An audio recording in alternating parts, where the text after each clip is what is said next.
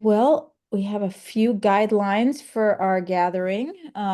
If Anne Marie would bring our slide up.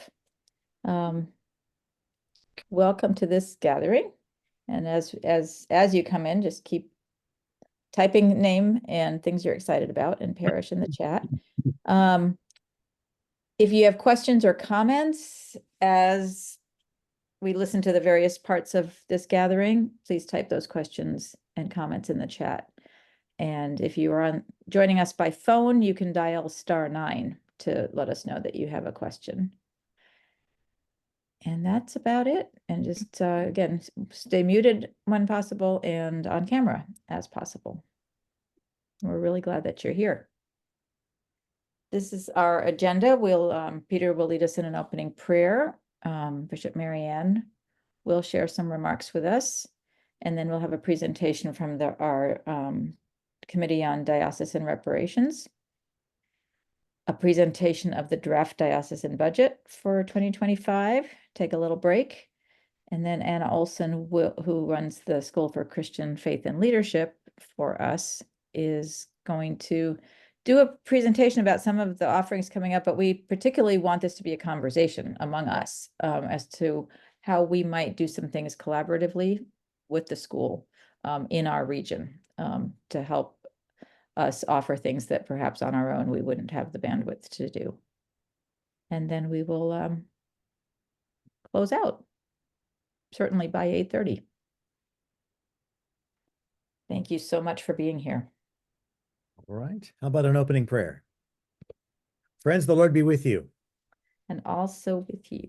Let us pray. Gracious God, we thank you. We are here from various parishes in the region of Southern Maryland, but we, the people, represent your church. And so for all clergy, delegates, alternates, diocesan staff who are gathered here today, be with us, guide us, help us to hear what needs to be heard, to speak what needs to be spoken, so that your will is done. Bless us, keep us, and guide us. All of this we pray for in Jesus' name. Amen.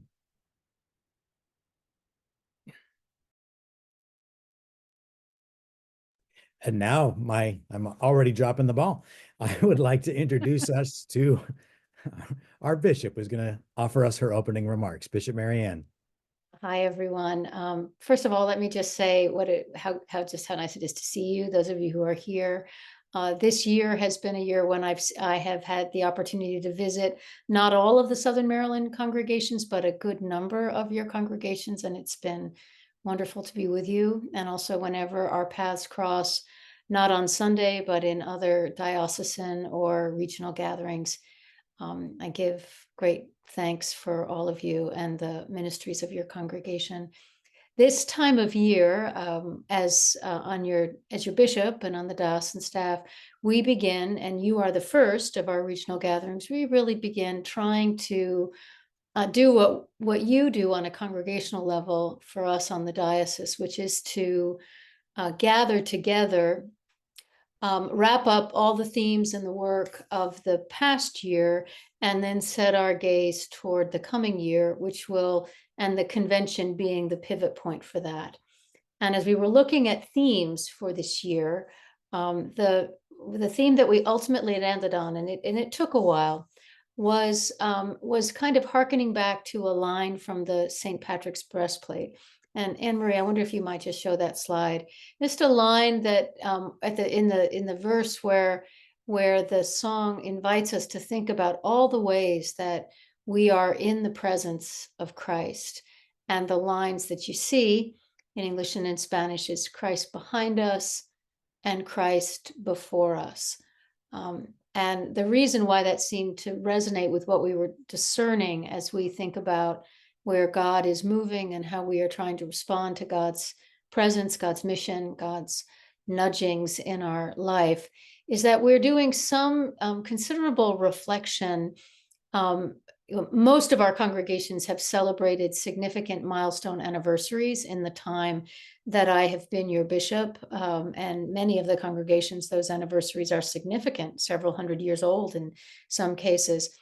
The reparations process has asked us to look at our past through a particular lens, through the lens of our relationships with one another as racial groups, and in particular, the racial division between the white settlers of the Episcopal Church and those who were brought over to this continent as enslaved persons, and all of the history that has been subsequent from our colonial past. And so as we look back, and we'll hear from the Reparations Committee tonight, as we look back and we think about where Christ is guiding us looking back, and then also where we are as we cast our gaze moving forward, where we might sense the momentum and the future of our efforts, at least in the coming year. Like where do we set our sights? What are we moving toward? And I know just from spending time with all of you and others across the diocese that rhythm plays out in large ways and small in our congregations as well. The lens that we've been using, the structure that we've been using on your diocesan staff, is a strategic planning process that we began and then reached its sort of launching in 2020. And that it was meant to be a 5-year plan. We extended it to 6. And that means that 2025 is the 6th year of the plan. So I'm going to ask Anne-Marie to just show you the 3 overarching goals of the strategic plan for the entire diocese as we were looking at our work together were the ones that you see at the top: revitalizing our churches to grow the Jesus movement, inspire every person to grow in faith and equip our leaders to lead well, and then partner in ministries of equity and justice for greater impact in our communities. And virtually everything, not everything, because there are some things that we as a diocese do that don't fall into these major buckets, but almost everything does.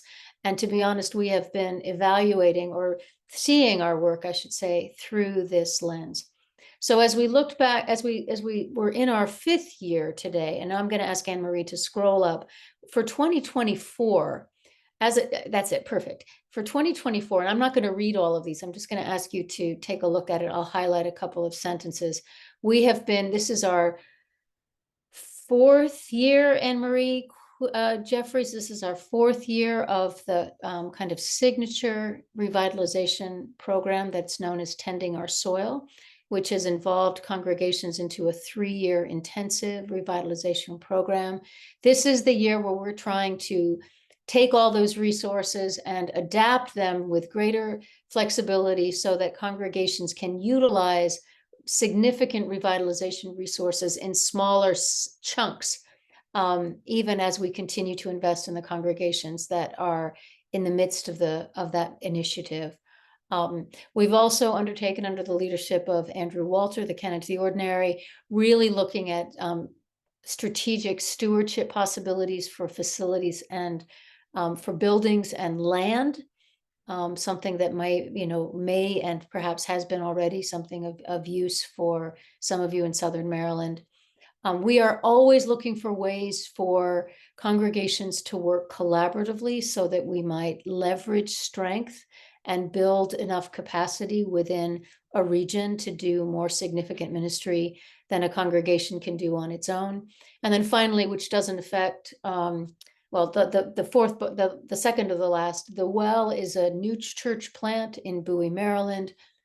And then finally, in the context of revitalization, working with a newly formed Black Church Ministry Committee to help our predominantly Black churches envision appropriate models of ministry. So that's been the sort of big bucket in revitalization for 2025. And then moving the scroll up. I'm not going to spend a lot of time on the School for Christian Faith and Leadership, because you're going to get a big dose of that with Anne-Marie, with Anna Olson coming in later. But just know that the School for Christian Faith and Leadership is our primary effort to provide resources for congregations in areas of both formation, spiritual growth, as well as leadership development. And then finally, in the realm of equity and justice, we have significant initiatives, 3 of them predominantly as the focus on the diocese, which is diocesan reparations, the work with refugees, and the work with creation care, with significant attention as well for those congregations that have other ministries. I know in Southern Maryland, food insecurity is a very big part of the ministry of those congregations. So those are some of the big areas where we've been working. And Anne Marie, you can take the slide down for just a second. And what I want to say to you for as we look into 2025 is that I feel a personal responsibility to all of you to do a comprehensive evaluation of the ways that the ministry of the diocese, the ministries over which I have primary stewardship, and which the staff that you see represented in this meeting and that you run into or can call at different times of need or curiosity or interest from your part, that we are in fact we are aligned with you and supporting you and amplifying and strengthening your ministry. The church functions at the local level. The church functions in your congregations and in other local ministry settings. And everything about the diocese is meant to serve you and the Holy Spirit at work, Christ's presence at work in your local contexts. And if there is any area within the diocese, the geographic area of the diocese where we are underrepresented as the Episcopal Church, to consider ways that we might be more engaged there. So as I just did with some help of the diocesan staff, just a quick reflection on some of the places where I would ask you as Southern Maryland to help us evaluate the fruitfulness of your diocesan ministry. Anne Marie, if you could put the slide up that I shared with you. So not the next one, the one from, hang on a second, friends. We're gonna just show, this is where I was just taking stock of, okay, where in Southern Maryland has there been real interaction with congregations and congregational leaders in some of the goals of the strategic plan? This isn't comprehensive, but it's a starting point, and I'm just waiting for Anne Marie to be able to find that document. Here we go. Okay, so just a few things that just a few ideas where we will be thinking about how you experience diocesan ministry. I want to say, for the first thing, that you have, as you know, tonight, you have 2 regional deans. That was a significant that was a decision of the strategic planning process, to have leaders in the regions that work as connectors, both within the congregations, among the congregations themselves, and then with the wider diocese. And because Southern Maryland is so geographically large, we realized we needed 2 regional deans in Southern Maryland. Those are very part-time compensated positions. We have them throughout the diocese, and as a way of helping us stay connected and in common ministry. And so that's one of the ways where the work of the diocese has attempted to be present in Southern Maryland. The Tending Our Soil initiative, which I mentioned before, which is our strategic 3-year program of investing in congregations. We've had 1 congregation, or 2, if you include La Plata and Wayside, it's 2 congregations that have been involved in every class of the Tending Our Soil process so far. So we need to evaluate how did you all experience that.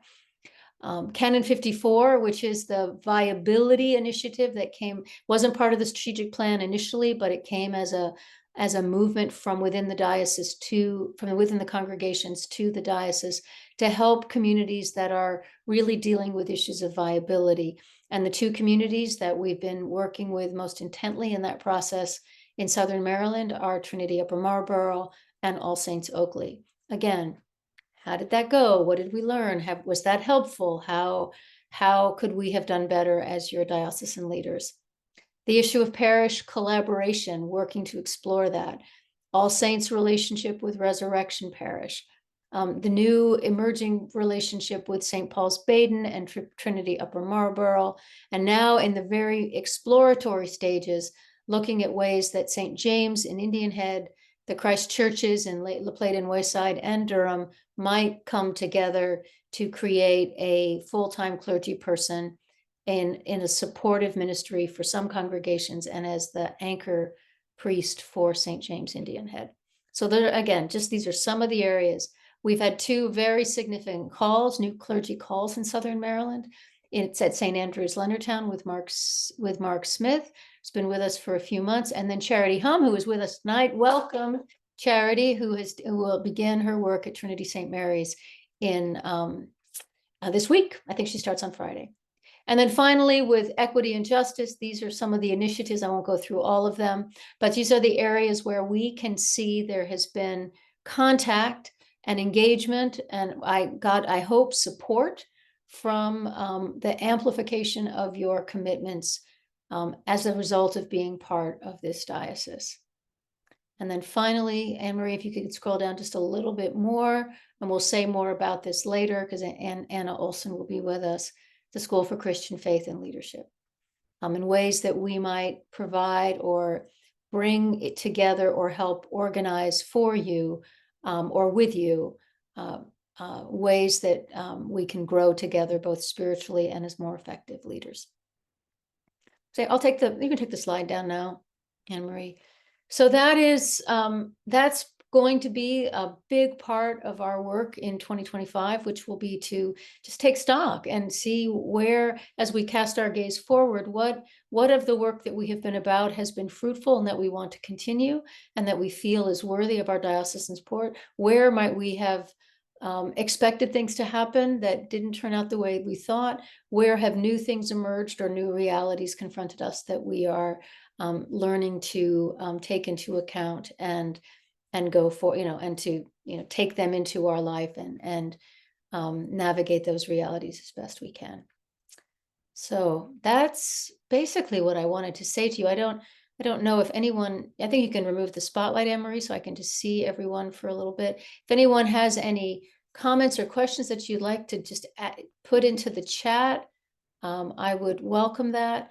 I also would say, and this is true for all of us on the diocesan staff, as you are, if anything occurs to you, as you hear the material tonight, or as you're wondering kind of where we're going, we are available to you. I am available to you. You can email me, you can contact me through Anne Marie Quigley. The same is true for the rest of the diocesan staff. If we aren't responsive to you in a way that you can count on, then we're not doing our job. And so any way that if you have any question or comment or concern as we move forward toward the convention, please know that we would like to hear them and respond to them as best we can. So thank you, Peter and Kate, and I will pass things back to you. Thank you, Bishop. Before Kate moves on with the next stage, I'll just double check that are there any questions that are being typed in? And I am seeing none. And of course, we'll probably have time later if something does get typed in. So Yep. No. And also, I mean, I don't know, it's a Tuesday evening. It may occur to you later, or maybe when you wake up tomorrow, or as something happens on Sunday, just know that it's an open door. Thank you, Bishop. Thanks. Kate, do you want to take it? Thank you. Now we'll talk again. The next part of our gathering is to hear from some of the members of our diocesan reparations team about the progress of their work, which has been good and challenging, and will continue to challenge us. So I'm not sure who will be. It's Erica and Glenna. Erica and Glenna. So hi, thank you, Kate and Peter and Bishop. My name is Glenna Huber. I am the rector at the Church of the Epiphany in downtown DC, and I have been appointed as a co-chair along with Erica Gilmore, who will tell you more about herself, and Angelique Gigi Nelson, who serves as the education chair. Thank you so much for having us this evening. Thank you, Kate, for calling it good and, what did you say, good and hard work? challenging. It's definitely all of those things. And so we're just going to give you an overview of some of the stuff that we are doing and where we are moving towards in this particular iteration. Good evening. I'm Erica Gilmore. I'm working on this committee alongside Glenna and Gigi. I am at St. George's, DC. That's my parish.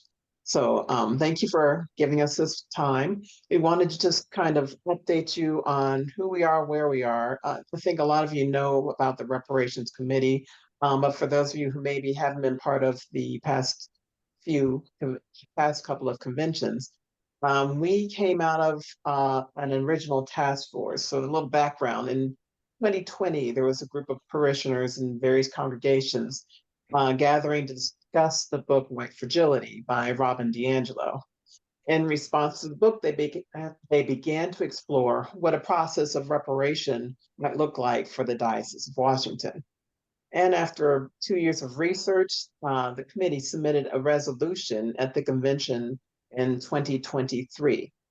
At that convention, what they proposed was creating a committee on diocesan reparations. So at that 2023 convention, the diocese agreed that that was a good idea, a good path to pursue. So our committee was created. And this committee was divided into two groups. We had the educational group and the policy group. Most of 2023, 2023 focused on education, and most of 24 focus on implementing that into policy recommendations, which you can put forward to solution. So the final delivery is going to be a presentation at the upcoming 2025 convention.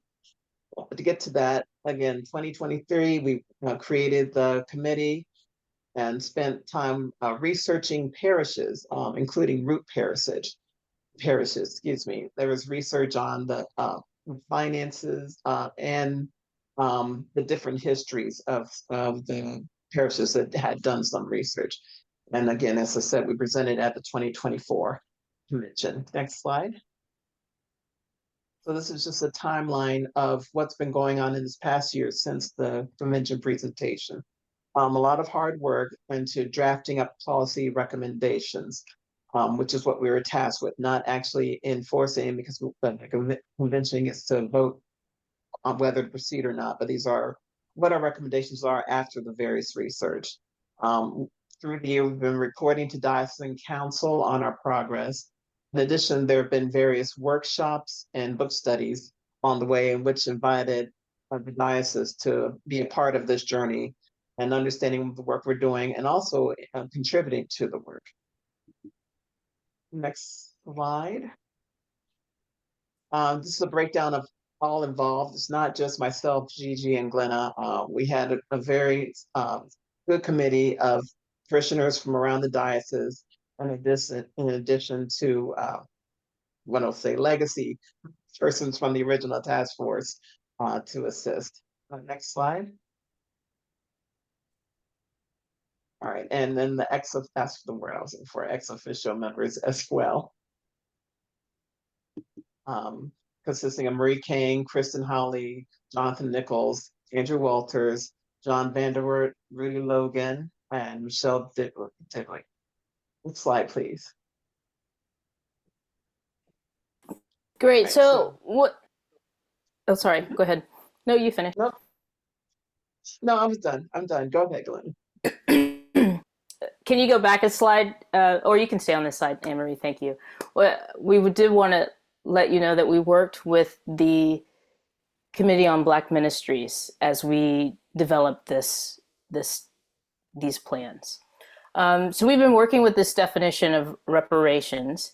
If you go back, this is the definition that Kelly Brown Douglas offered, Dr. Kelly Brown Douglas offered a couple of years ago, and you can watch that video. I think we give a link to that, but it is on the website.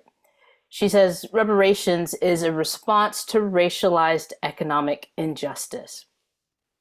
This definition has been expanded by others in the Episcopal Church, and we have adopted it for the Episcopal Diocese of Washington.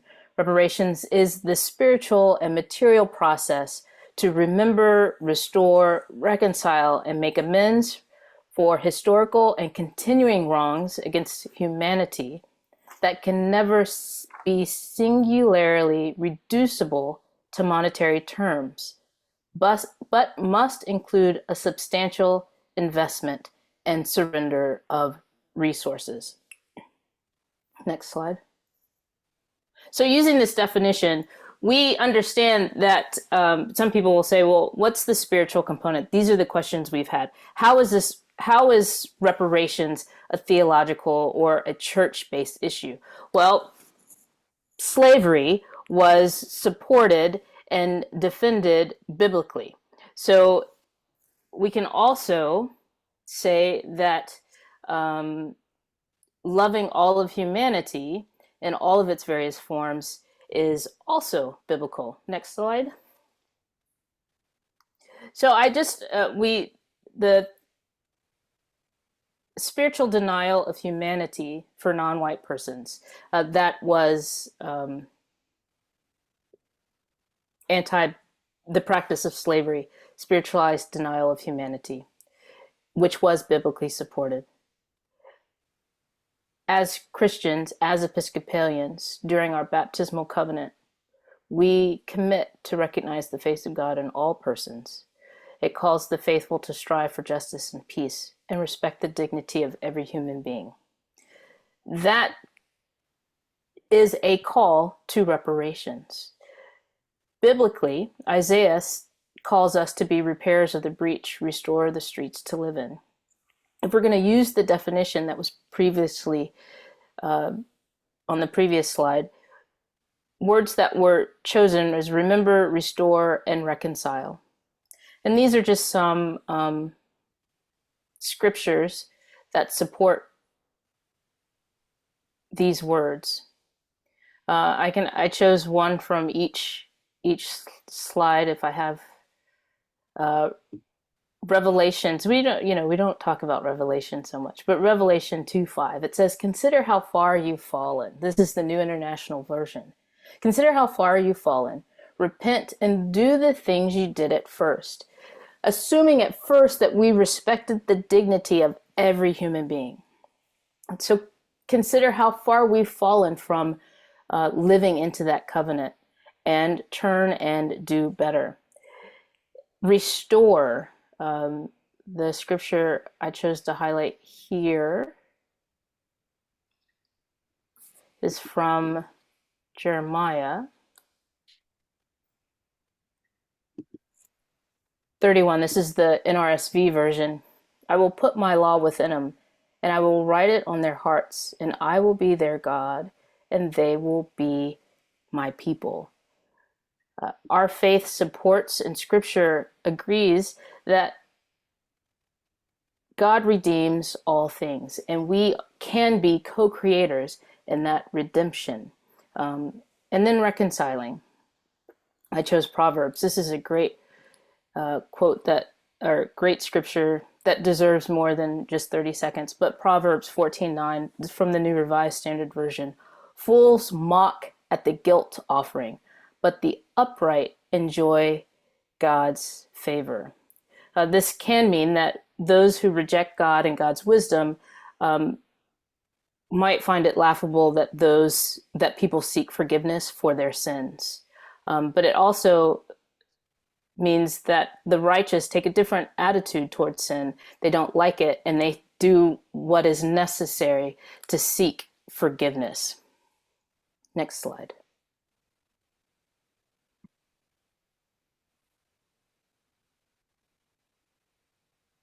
So, Oh, I was gonna, sorry, this is our first time doing this, so going through the slides. Thank you for your grace. I wanted to also offer that reparations is a response to a theft. And in John chapter 10, verse 10, "The thief comes only to steal, kill, and destroy." We know that the commandments demand that we not steal.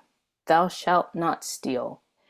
And anti-Black policies allowed for the stealing of labor, as well as land. And so the church was culpable in these practices as well. Thank you, Glenna. So in this process of remembering, restoring, and reconciling, the research has been done and it continues. There's so much more to uncover, but we have done great bit of work to get to the understanding of what are the financial harms that we've been able to unearth. So as Glenna spoke to, EDAL knowingly, willfully, and beneficially participated in an ongoing exploitation of marginalized Black Americans in congregations. There are congregations that were funded by colonial era tobacco taxes. Many rectors and vestrymen and mostly large givers of record were themselves enslavers. And we found at least one congregation that profited directly from the sale of enslaved persons. And assets and are part of this as well. So that to date, we've including real estate assets and considering the investment, the aggregated wealth between the inequity of predominantly white and predominantly Black congregations, it appears to be 272 million. And these are financial calculations. We've had a great team and finding out what actually has been the harm done here. So that's what we found to date financially. Next slide. In addition to the financial harms, there are the cultural harms. The exclusion and separation in some churches through the use of the architecture, the balconies, this redirection to missions to create Black congregations. You can look in your churches and look at the iconography centering on whiteness, not in inclusiveness, not in equity. Then looking at the leadership and the decisions that the diocese has made along the way, separating Black communities and the white congregations and how they operated with the funding. So there's, let's see. So there's been reduced church support for members and congregations and disillusions of some of these communities. So separation and dividing of the culture of themselves within the diocese. Next slide.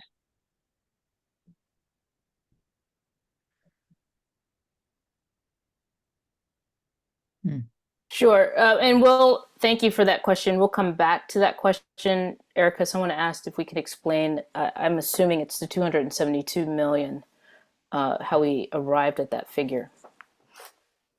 We can make a correlation, a reasonable person can make a correlation that lack of resources, you can see that then leads to lack of less leadership, divestment. The buildings are deferred maintenance. This chart you should have seen before at Diocese Convention last year. So we can see that these financial challenges, these harms, have impacted our congregations today. So in the current diocese, predominantly Black churches have 40% have a full-time pastor, where in the predominantly white churches, 76 have a full-time pastor. The salary is in predominantly Black churches is substantially lower than the salary for clerics in predominantly white churches. And the investment assets in predominantly white churches is significantly higher than that in predominantly Black churches. Yet, in predominantly Black churches, the giving per attendee is pretty much the same. And so we've got to think about what contributes to this inequity. And we are asserting that some of this is historical things that have passed down. So the cumulative financial consequences, next slide, end up looking like Black congregations understaffed with staff that are underpaid. Predominantly white congregations have 5 times the assets per attendee than Black congregations, yet Black congregations donate more, but lower resources lead to lower attendance. And that leads to, less resourced congregations that tend to be less vital. Next slide.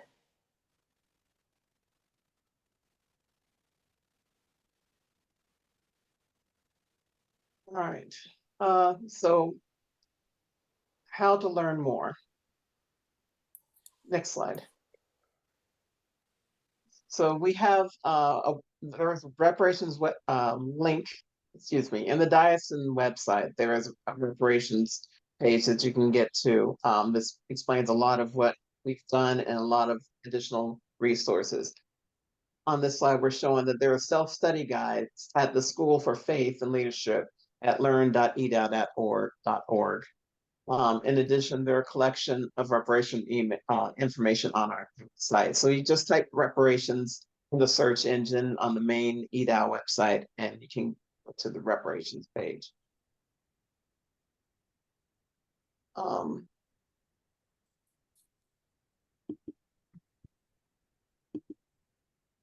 So in process is revised one-stop shop on the EDOW website. And in addition, on that site, there's also a posting to the link to the video.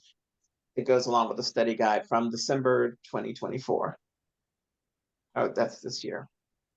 That will be on there, December 2024, excuse me. Next slide.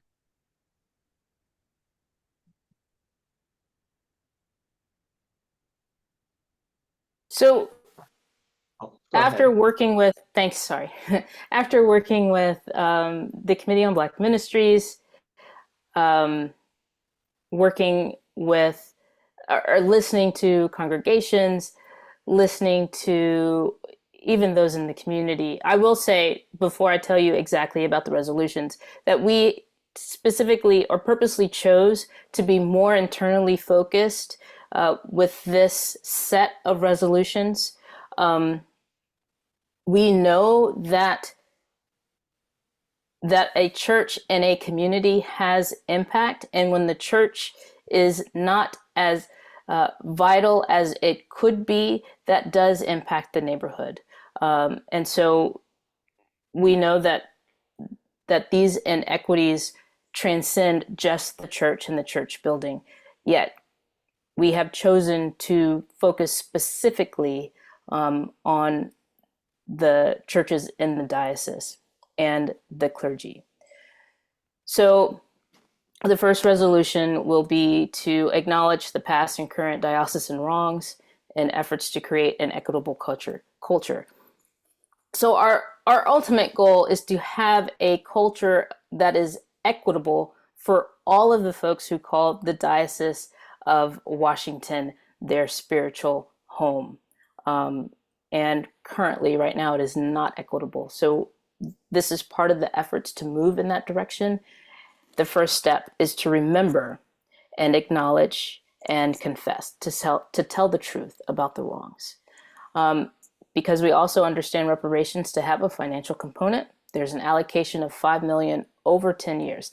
That does not necessarily need to be inclusive of all of the resources, the financial resources for the reparations, the acts of reparations in this diocese, but this is what we are asking the diocese to commit. And the establishment of a reparations committee. We have heard, as we met with others throughout the larger church that are also working on reparations, that to have specific oversight around the financial allocations is in and of itself not reparations. So as I explained earlier, when God gives us the gift of grace, it is on us to take that gift and then do with it what we will. When you give a gift to another person, you don't necessarily get to determine how that person is going to utilize the gift. When you offer an apology, you don't get to determine how the recipient receives that apology. This is the same thing. When the diocese repents of the sins of the past financially, then the reparations committee, which will be established of well-represented folks across the diocese, they can determine how the money is allocated. And the other thing to say is that these resolutions are not meant to be inclusive of all the ways in which the diocese can make reparations, but they are meant to provide a solid foundation. They are meant to allow for further conversation. And so hopefully that will happen. Is that, next slide, questions. Maybe. Hey, Anne-Marie, if you click one more time, the question mark pops up. Do you want to hear questions that have been put in the chat? Or Sure. one person asked whether this 5 million over 10 years will go to Black churches. And how will the diocese track and monitor that spending? Right. So that's what I was saying. The diocese doesn't get to track and monitor the spending. Once you offer forgiveness of sin, then that committee can determine how that money is utilized. The first disbursements, I think because of the way we are thinking about where to get the money for that first set of disbursement, there are some suggestions about how that money can be utilized. And that we came up with, again, in conjunction with the Black Church, the Committee on Black Churches. So that's the beginning of the answer to the question. I do not anticipate that 5 million over the 10 years will go to Black churches. I will offer that the reparation funds are not meant to save Black churches. Reparations is not meant to be salvific. It is a financial restitution of a harm from the past. So the money can be used to help Black churches or give some support in some specific ways, which the Committee on Black Churches has offered. But this isn't supposed to save Black churches in the Diocese of Washington.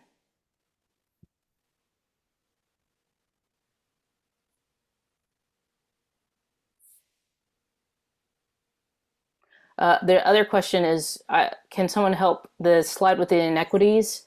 Is that on the website? It might be. Yeah. It came from last year's, the 4 charts clear time. We can go back to it. It was from last year's presentation. Yes. To the Michelle diocese. put a link. Michelle put a link to that. Yes. Okay. What other question was in the chat? It's the only one I've seen. Okay. Are there other questions? Did you address the financial loss to date figures? Did that question get answered? So that was research. Franklin, I'm sorry, I'm blanking on Franklin's last name. Robinson. And thank you. Franklin Robinson did some research along with George Economy, who's an economist. So they went back through church records. I believe they went through a lot of different sources. I don't recall all their sources. But they looked at things like parishes who were relocated and the loss of the lands there versus the white parishes who gained the money from that land. They looked at the salaries of the Black ministers versus the white ministers. So they looked at various resources. I want to say I don't know that they looked at that. I don't want to say that, but honestly, Peter Schnell and Franklin and George can further elaborate.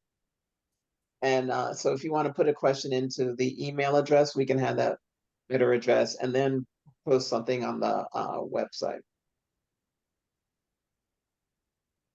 Great. And again, that email address is reparations@edow.org. And so that's in the chat as well.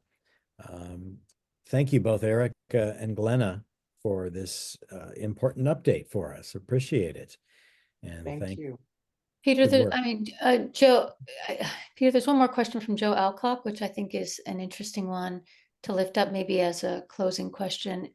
Is there thought on how non-financial resources will be considered in this? Did Glenna and Erica disappear already? No, they're here. They're here, great. Uh, Any thoughts Well, about? Glenna, you can elaborate, but we looked at proposing to the incoming committee about educational resources and helping parishes with their parish histories, providing resources so that everybody can further look into what has been their true past and putting that forward and Yeah. helping finance that. And maybe some adjustments in policies as well, that could be Yes. forward. all right. Thank you. Thank you. Thank you. All right. Well, that last question was from Joe Alcock, and he is our Finance Committee Chair. And if it is okay with everyone here, it seems to move on. Again, thank you to reparations folks for your discussion. Now, Joe is going to present the draft diocesan budget for 2025, and we can have questions around that in the same manner. Joe? Great. Thank you so much. All right. Good evening, everyone. My name is Joe Alcock. I'm a member of St. Paul's Rock Creek and serve as the chair of the Diocesan Finance Committee. I am here to introduce the draft budget for 2025. But before going into details of the budget, I'm going to say a few words about the budgeting process so that everyone has an understanding of how the diocesan budget is developed. As I'm talking, we will share the budget on the screen, and you can also find the budget using the link below posted in the chat. As you are listening, if a question or comment comes to mind, please type it into the chat, as this will enable us to have a good discussion about the budget when I'm done with this presentation. So the budget process begins in early September when the budget staff produce a first draft based upon what they know about the year ahead. Throughout the fall, the budget goes through multiple revisions as it is reviewed each month by the Diocesan Council and Finance Committee. A current draft of the budget is presented at all of the regional gatherings, just as we are doing right now. And a draft is sent to all vestries with the request that they review the budget during an upcoming vestry meeting and submit feedback. The goal of the budgeting process is to ensure that we, as a diocese, are being good stewards of our financial resources, and that the budget, when it is presented and adopted at Diocesan Convention in January, reflects the priorities laid out in the Diocesan Strategic Plan. Next slide, thank you. Now let's jump into the budget by looking at it in more detail. I will not be going through every line item of the budget, but instead we'll be focusing on key points and line items. If you have questions or comments about any of the line items throughout this presentation, please type them into the chat. We will start with the revenue side of the draft budget. And as you can see, the budget has 3 columns. The first column is the 2024 budget that was approved by Diocesan Convention back in January. The second column is the draft budget for 2025. And the third column shows the variance or difference between this year's budget and the draft budget. Congregational giving is the largest source of revenue for diocesan work and ministries. For 2024, pledges from congregations is budgeted at $2.25 million, which you can see in the first column. For 2025, congregational giving is budgeted to increase by 1% for a total of $2.275 million. To put this in some historical context, prior to the pandemic in 2020, congregational giving was budgeted to be $2.6 million, meaning congregational giving is down $300,000 or about 12% since COVID. Income from the Soper Trust is designated to support the operating budget of the diocese. In 2025, the diocese will draw 4.5% of the 3-year rolling average of the trust year-end balance. At the recommendation of the Diocesan Investment Committee and Finance Committee, we will continue to reduce the annual percentage draw of the Soper Trust with a goal of getting to a 4% annual draw, which will help to maintain the real inflation-adjusted value of the trust. For 2025, income from the Soper Trust is budgeted at $1.62 million. The closed parish fund consists of net proceeds from the disposition of real estate following the close of a parish. In 2006, Diocesan Council established a policy for how the funds will be used, with one of the primary uses being the support of new church plants. In 2025, $145,000 from the closed parish fund will support diocesan church planting efforts in Bowie, Maryland, including compensation for the church planner and program costs. The Corton Education Fund was established by a generous bequest to the diocese with the purpose of supporting education initiatives at the discretion of the bishop. For 2025, $174,000 from the Corton Fund will support the work of the School for Christian Faith and Leadership, including compensation for the school's director. In addition, the bishop's annual appeal is budgeted to generate $150,000 of income in 2025, and interest and dividend income is budgeted to be $160,000. The diocese also receives $90,000 in other income, most of which comes from the Protestant Episcopal Church Foundation, the organization that coordinates the operation of the four institutions located on the National Cathedral Close. The PECF, as it is known, provides income to the diocese to compensate for the bishop's time spent on foundation work and business. Now let's turn to the expense side of the budget. Under church revitalization, the budget for strategic advisors, which are outside consultants that usually assist with strategic planning, have been eliminated for 2025, which will be the last year of the current diocesan strategic plan, as we do not expect to engage any such advisors during the year. Latino ministry support and program costs have been reduced as the Dean of the Latino Deacon School accepted another call within the diocese. If and when the dean is replaced, this line item will have to be adjusted. Lilly Endowment Grant expenditures are budgeted to be lowered by $31,000. Income and expenses related to the Lilly Grant support the Tending Our Soil initiative, which is the cornerstone of our parish revitalization efforts. The first cohort of parishes completed their Tending Our Soil program this past spring. And as a result, both income and expenses for Tending Our Soil will be lower in 2025. As you can see, there are no budget changes under faith and leadership or equity and justice at this time. However, giving to the Episcopal Church is budgeted to increase by $7,000, which will keep diocesan giving to the Episcopal Church at the required 15% level. Going to the next slide. This year, the total cost of salaries and benefits for diocesan staff have been broken out by staff position. The diocese remains committed to providing transparency. The numbers you see on the screen represent total cost to the diocese for each staff member. This includes cash salary, housing allowance for clergy staff members, pension payments, and associated healthcare costs. Last night, during the Diocesan Finance Committee, we had some good discussion about adjusting the presentation of these cost figures going forward.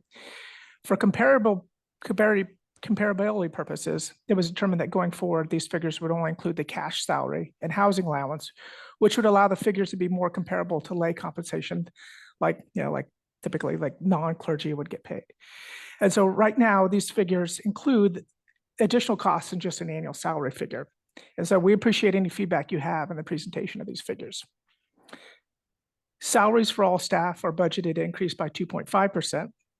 The minimum recommended increase by the Diocesan Human Resources Committee, and the health insurance premiums for most health plans will increase by 3%. 14 members of diocesan staff receive health insurance coverage, with the diocese covering 80% of the premiums. There have been 2 staff changes over the last year, with the arrival of a new Director of Human Resources and Administration and an interim missioner for equity and justice, which is why those two positions show larger variances. And compensation for the canon for congregational vitality and missioner for revitalization are partly paid for by the Lilly grant, which is why compensation for those two positions look low when compared to other staff. Overall, salaries and benefits for diocesan staff increased by $105,000, or about 3.7%. Finally, we have general and administration expenses and governance expenses. At this time, there have not been any changes to general administrative expenses. But as we go throughout this fall, diocesan staff will review all of the expenses for the last few years and make adjustments to the budget so that expense line items accurately reflect the actual costs as they come in for the rest of the year. The next slide is the governance slide. Under governance, the only change has been the line item for the general convention and Lambeth expenses, and that is because 2025 is not a general convention year. So if you now look at the bottom row, you will see the current draft budget shows a $25,000 deficit. This is pretty normal for this point in the budgeting process, and the deficit will be eliminated as the budget continues to be revised, with a balanced budget being presented at diocesan convention in January. I hope this overview has given you a general understanding of the draft 2025 budget and the budgeting process. As I said earlier, a copy of this draft budget will be circulated to all vestries. So please ask your vestry to review the budget and send any feedback to Ken and Andrew Walter. And with that, Ken and Andrew and I would be happy to answer questions. All right, thank you, Joe. As Joe just said, everybody, are there any questions? Do type those in the chat and we can get to them. Joe, I'll start with on the salaries. Did the salaries, and really just out of curiosity, as I try to get better at budgets myself, does that include like pensions and everything else is in that number? Yeah, so within that number that was presented, that includes all of the pension assessments and the health insurance premiums that go with that too. Thank you. Anybody else? Giving a moment to let people type in. And I'm not seeing a lot of typing on my screen from anybody. So knowing that Joe is reachable, if you have any questions after this, if you get them, I'll check with my co-dean, Kate. Do you think it's time for that 10-minute break? Yes, I got a thumbs up on that. So it's 7:31. Let's be back, 7:32. Let's be back by 7:42. A chance to stretch, perhaps get a drink of water, whatever it is that we need. I'll see you back, friends. You will.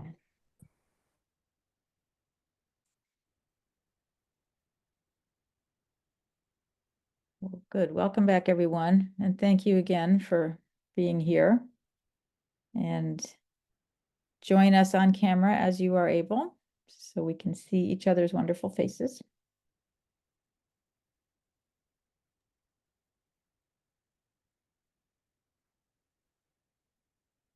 And Kate, are we ready for me to take it to the next part? I think Anna's ready. So to our region, Kate and I, when we were thinking of who to bring here, Anna Olson, as the director of the School for Christian Faith and Leadership, came to mind, just for a lot of the conversations that we're having with fellow clergy around the region. One, over time, I'm still a newbie here, just about to celebrate my 2nd year anniversary at my parish. You know, times have changed, and many of the churches that once had Christian formation directors might not have them, and others of our parishes have always been small. But we've learned through even why we're here tonight on Zoom that there's ways to do Christian formation that we might not have thought about before. And so we're hoping that Anna will give us some suggestions on how to have some opportunities for Christian formation for our churches, maybe even ways that some of our churches that are close geographically might get together for some Christian formation offering at some point. So we've asked Anna just to take that kind of wish list and present something to us.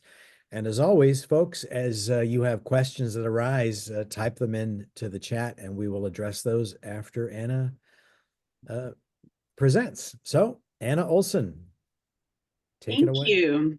Thanks for inviting me. Everybody hear me okay? Excellent. I'm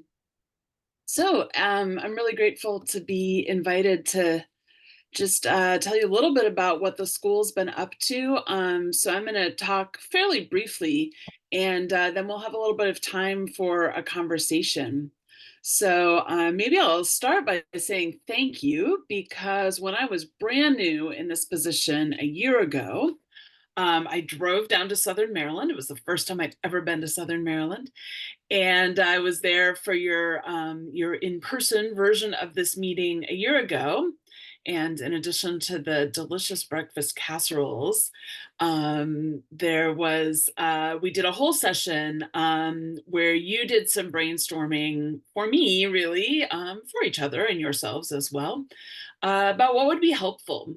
And that work that you did on that day has really shaped and continued to guide a number of the things that I've been working on this year. So hopefully you will recognize a few things that you said would be helpful.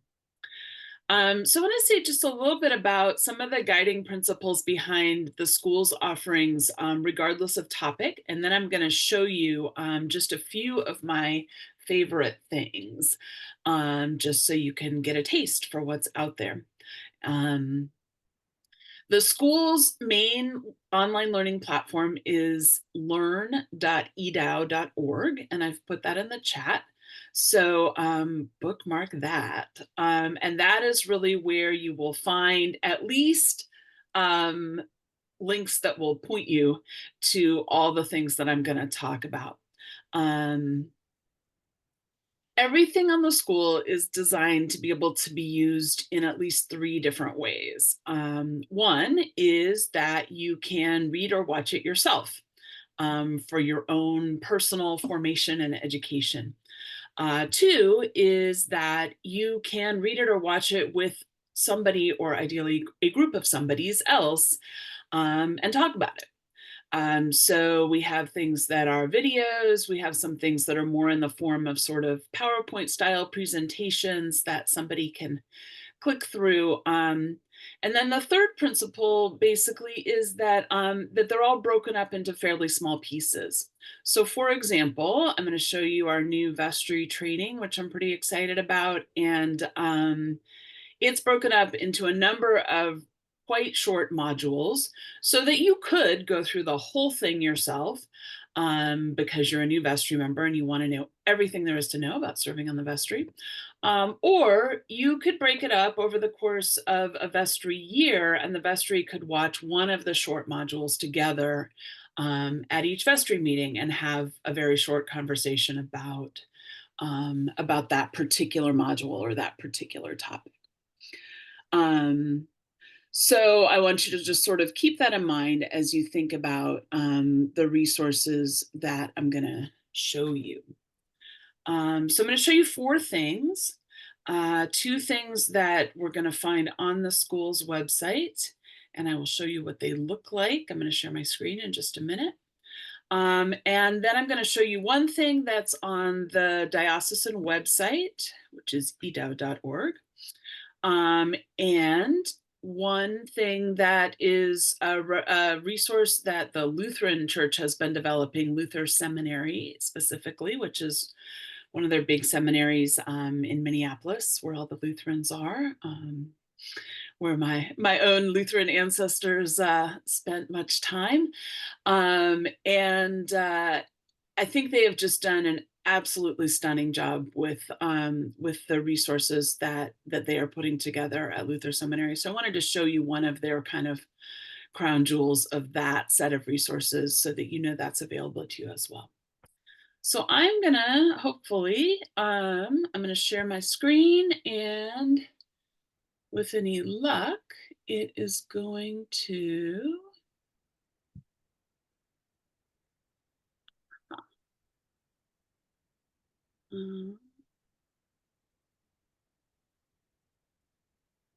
let's see. Let's make it big and let's go here. All right. So can you see something that says Learning Hub at the top? That's the School for Christian Faith and Leadership. Excellent. I still always think it's a little magical when Zoom does what I want it to do. I'm not going to say when Zoom works properly, because I think Zoom's probably working properly all the time, and it's me. So I'm going to show you a couple of things. This is the front page of the school's website, and you will see up here it says sign in. I decided to just show you what it looks like when you just first land there and you haven't logged in. And I'm also showing it to you that way because when I log in, a whole bunch of mess pops up because I'm one of the administrators on the site. But this is what you'll see. And if you want to browse, I want to encourage you to do that in one of two ways. Let's see, I have this little set of all of you that I keep having to move around so I can see things. There's a search button up here at the top. So you can type a topic that you're looking for. There's, and then below that, there are these categories that more or less classify all the things on the school's site into broad categories. Here's how I like to browse, though, is right here in the sort of upper right-hand corner of the Learning Hub is this little box. And when you come to the site, it will probably say featured. Featured is the default setting. It's really pretty useless. And so what I want to encourage you to do, because we don't have any control over what it features, and I cannot for the life of me figure out what criteria it's using. But what I want you to do is to click here on the little arrow and go to newest, because that's where you'll find the new cool stuff. And if you're not looking for something specific, but are just trying to kind of browse what's available, that is really the place to start. So I'm going to point out two things in particular. One is welcome to the vestry. This is a whole new set of vestry trainings. I'm going to click on it. And here you will see the list of modules. So as I said, these are broken down into very small kind of bite-sized pieces. There's one called Start Here. You should start there. And one called The Basics, Best Practices, Roles and Relationships, Meetings, Recruitment, Financial and Administrative Leadership, and Managing Conflict. So those are kind of the broad topics that the training is organized around. If you want to dig into this training, what you will do is go over here. It says it's on demand, which means that you can watch it anytime. You don't need to contact me and enroll in the course. It is, however, going to ask you to register. And there's two ways to do that. If you already have an account on the school, which a lot of you probably do, if you've ever registered for an event on the school's website or taken a course on the school, or even poked around very much, you probably have a login for the school. If you don't, it's relatively simple. Even if you do, you may have forgotten what it is. So the way that you find out is, if you haven't written all your information down, is you try to remember what email you used when you set up the account. And you put that email in, and even if you don't remember the password, which I almost surely wouldn't in a case like this, there's an option where it will send a link to your email, and you can click that link and it'll get you signed in. And then you can either reset your password, or you can do that every time, because it's just not that difficult. So I'm kind of sorry that it requires a password, but this is the way the platform's set up. It's not a high security password, so feel free, put it in your address book, put it in your contacts, write it on your wall, you know, do whatever. I'm not super worried. This is not your bank password about people stealing it. Just try to figure out something relatively easy or some way to keep track of it. So that's how you will then get in and be able to see all of the materials. So the other one that I want to show you, see, now we're back to featured. The confirmation class is always first because it's the most used item on the site. But we're going back to newest here because that's where the cool stuff is. And the other thing I want to show you is this one called Marked as Christ's Own, Preparing for Baptism. And it looks like this once you click inside. And again, here is the on-demand, and you'll either hit register or join course if you're already signed in.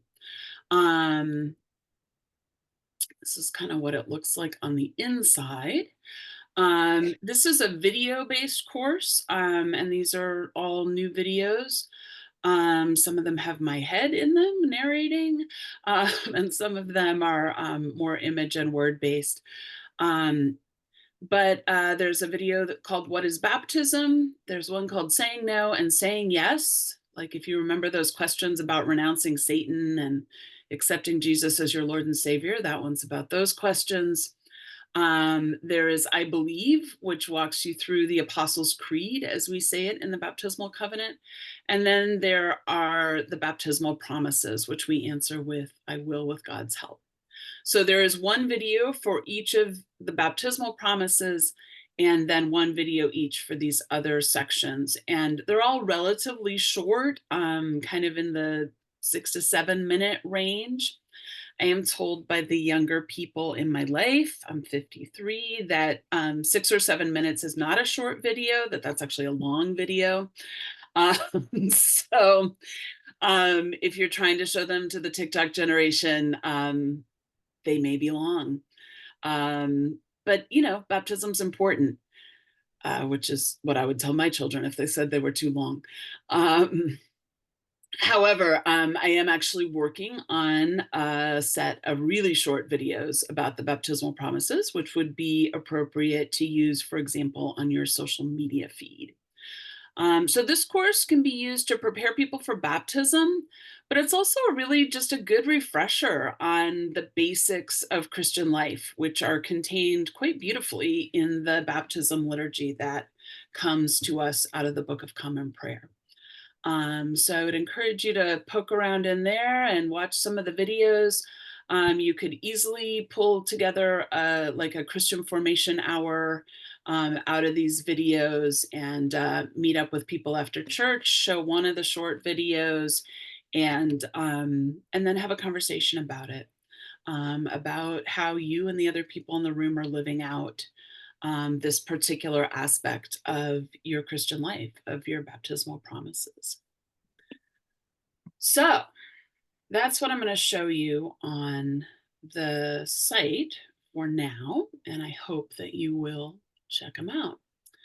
The next thing I'm going to show you is on the diocesan websites. See, I refreshed because I wanted you to see how like cool it is when it bounces into place. One of the marks of vitality, church vitality, that the diocese came up with as all of you met together before I was here to formulate the strategic plan, is having a clear path of discipleship.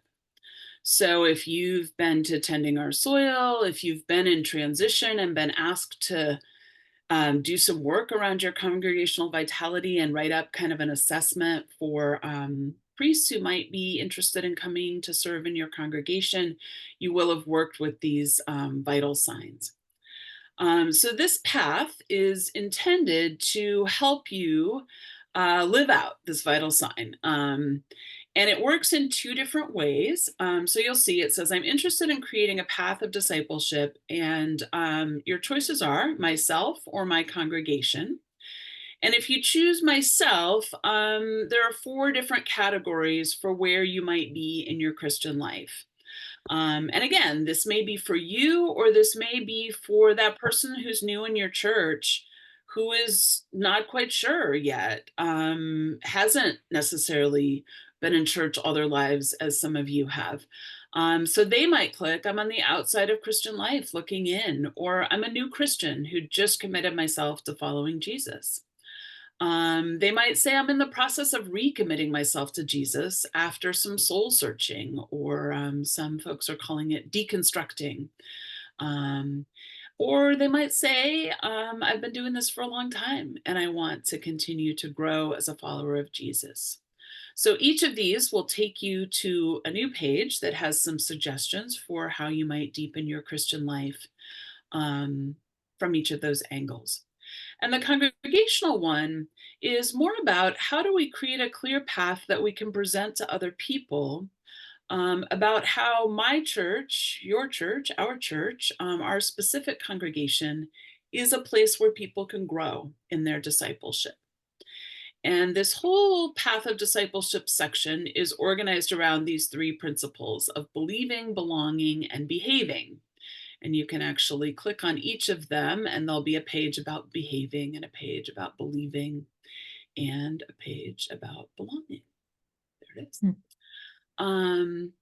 And so this is just one way of breaking down Christian life. But we all have things that we hold to be true and things in which we place our trust, and that's believing.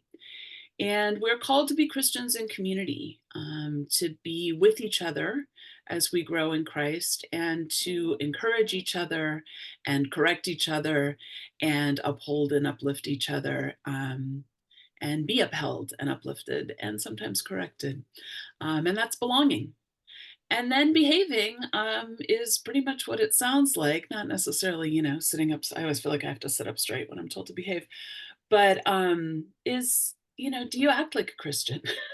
If people are looking at you and at your life and at what you do and how you act, whether it's in church or in your family or at your workplace or wherever, like, could they tell that you live by these things that you believe? So there are kind of three ways in. And one of the things that we've found as we've kind of tested this out in different places is that you can have a really rich conversation with someone if you both just share kind of what believing and belonging and behaving look like in your life, and maybe which one was your way into faith and which one is your growing edge right now. So these are also things that you can use if you're, helping to form newer people in your churches, but also as ways to deepen your own discipleship and to share that discipleship with one another. And when we say we don't know how to tell our Christian stories, which is hard for many of us, this is one way to kind of dig into remembering what your story is, and how you might share it, and how you might share the good news that has come out of it.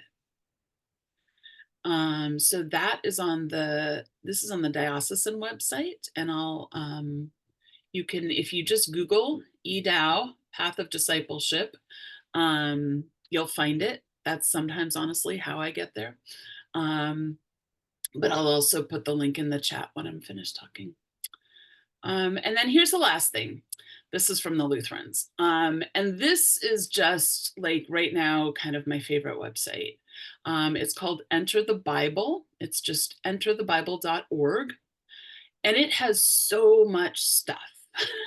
So it has everything you wanted to know about the Bible, but were afraid to ask. And actually lots of things that I've never been afraid to ask, but still wanted to know. And it has a little summary of each of the books of the Bible. It'll tell you something about how and when and where and why they were written, and what to look for if you're reading them, and how to go about understanding them. You can explore by passage, so you can type in, like, say, the lectionary for the coming week. You can explore by person, so maybe you just really want to know more about Mary Magdalene. You can explore by topic. I don't know what the full list is, but I suspect if you click on it, it'll come up. But maybe you're looking for passages about grief, or about faith, or about the church. And then by author, that's who wrote the articles. So that may be a less likely place that you would search unless you're intimately acquainted with the universe of people who've written this website. But it is a pretty nice universe. Like, they really did draw in a wide diversity of voices to talk about the Bible. There are resources, there's podcasts, there's videos, there's maps, there's a blog, there's a glossary of terms. And then there are courses that you can use to do like a whole Bible study within your congregation. So I would just really encourage you to poke around in here. There's so much here. And if you personally want to know more about the Bible, or you want to get together with folks to study the Bible, there is a great deal here that will make that study richer, deeper, and more accessible. So those are my 4 cool things that I wanted to show you. And now I'd love for us to turn this into more of a conversation.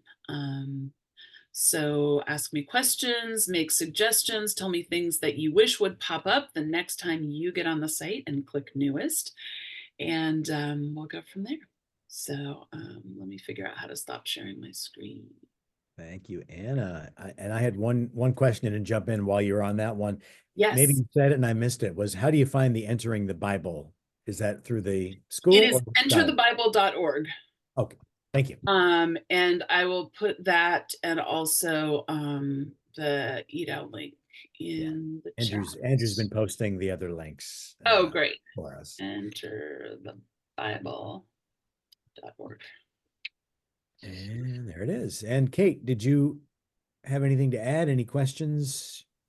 Well, just that I had suggested in the chat that we think together about things we might want to do across parishes. Yes. And what are some ways that, I mean, and I put some things that were spiritual in nature, but there might be some things that are practical in nature. How do we find, not so much find vendors, we tend to email each other about that stuff, but you know, are there some nuts and bolts things that we might do better to learn at the same time than this parish knowing it and by chance somebody else hearing about it and going back and asking that first one? What are ways that we could use this wonderful resource of the school to get to work together? Yes. That's my, Yes, I agree. And of course, lots coming at all of us, and I'll make this the going, gone. If you have a question or want to enter into that conversation, type away. We have a lot at this meeting. These regional meetings have a lot of good information, and a lot of it comes fast, and we're just taking it in. So no harm, no foul. And I would really encourage you, like, if you are thinking, you know, maybe there's a couple parishes that are going to dive in and do a study, and you kind of have some ideas about what you want to do, but you'd like some outside resources, some videos you can show, some things you can have people read or listen to or look at.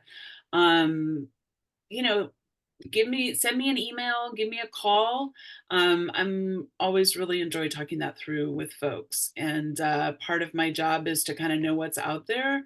And so I'm always kind of gathering in resources and also kind of checking them for quality and consistency with our Episcopal ways of understanding the gospel and the Christian life. So most topics, I will at least be able to point you in a direction of some resources that someone has created that might make it more possible for you to do a class, for example, without necessarily having somebody in the room who is an expert in that topic.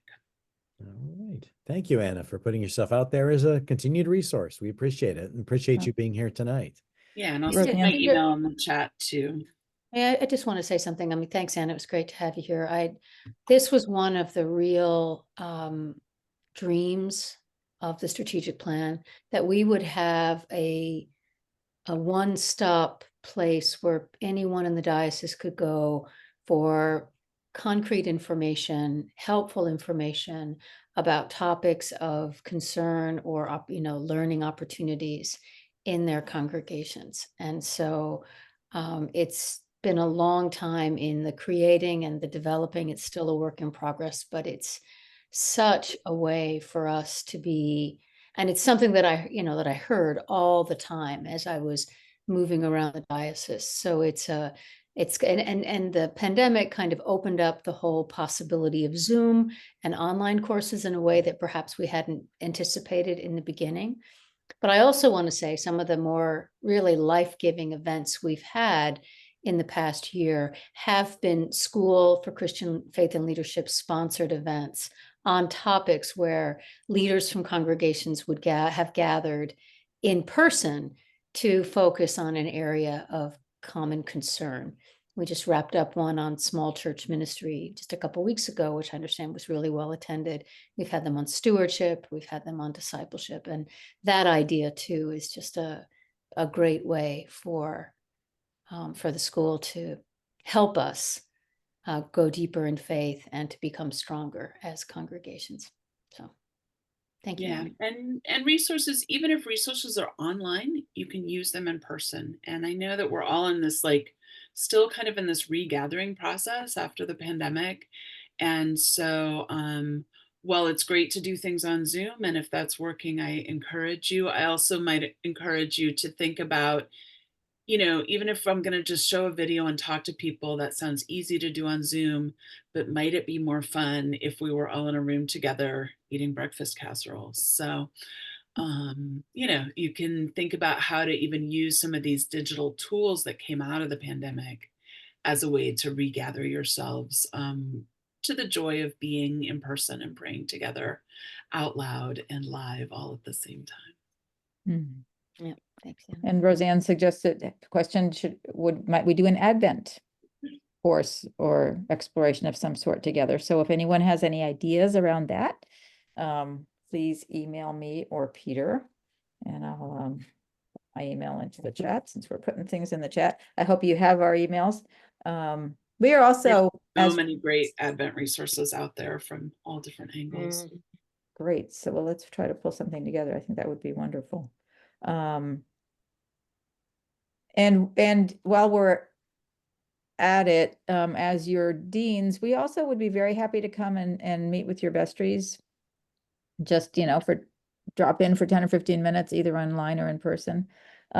Just so you know that we are here to support the ministries of your churches as well as your clergy.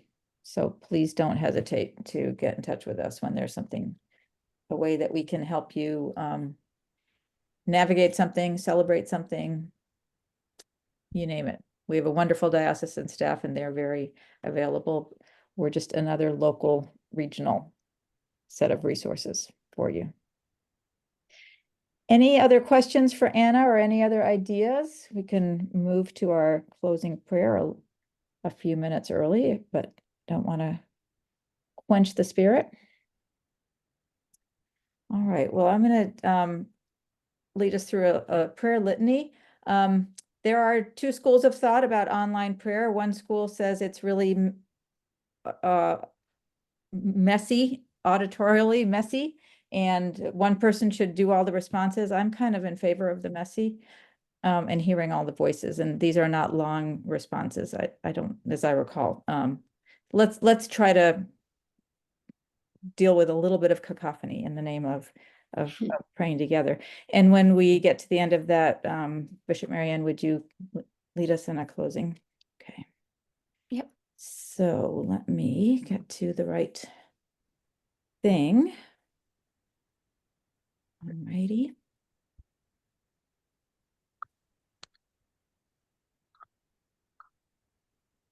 Okay. Is that visible to all? Lord, have mercy. Christ, have Kyrie mercy. eleison. Christ, have mercy.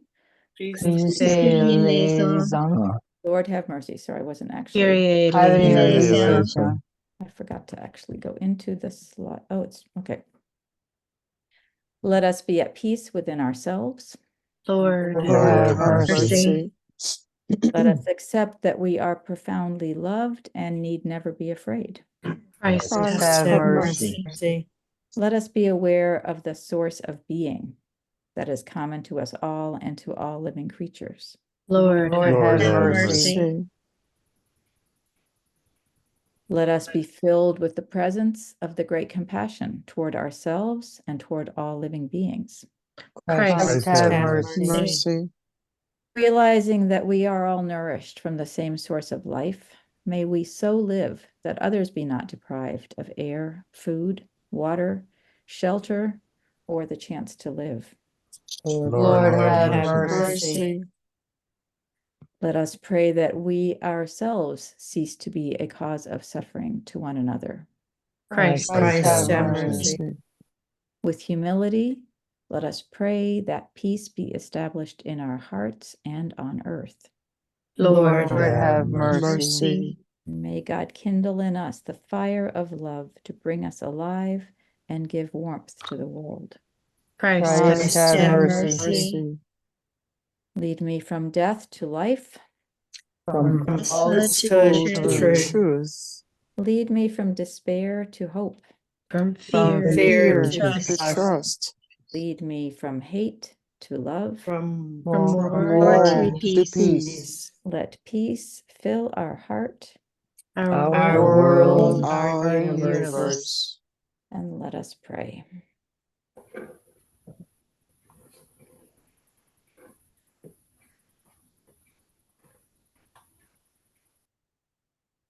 Gracious God, as we bring this evening to a close, I give thanks for each person here and for those who have given of their time and energy to prepare presentations for us. Thank you for allowing us to be bounded together in a common mission and purpose as the Episcopal Church in this region, and yet utterly distinct and unique in the congregational expressions with which we cherish. As we enter now the last moments of this night, would you give us, please, restful sleep and strength to enjoy to meet the day ahead? And all these things we ask in Jesus Christ's name. Amen. Thank you all. Thank you. Thank you, Kate. Be continued.